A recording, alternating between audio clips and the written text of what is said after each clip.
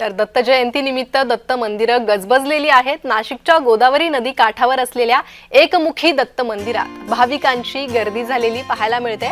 सकाळपासूनच भाविकांच्या रांगा लागलेल्या आहेत। दत्त जयंती निमित्तानं मंदिराला आकर्षक फुलांची सजावट करण्यात आली आहे। गोदा घाटावरील हे मंदिर, एकमुखी दत्ताचं हे मंदिर, सुंदर अशी सजावट करण्यात आली आहे।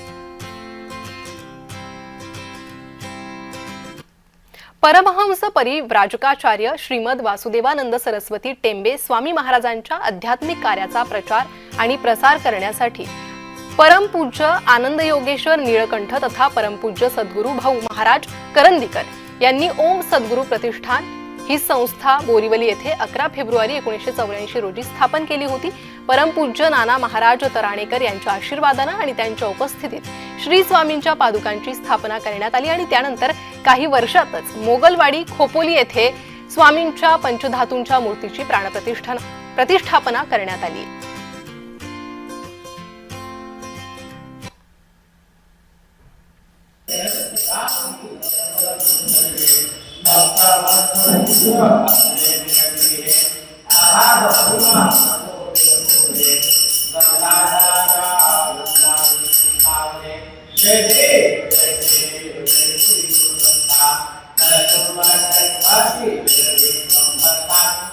Hey!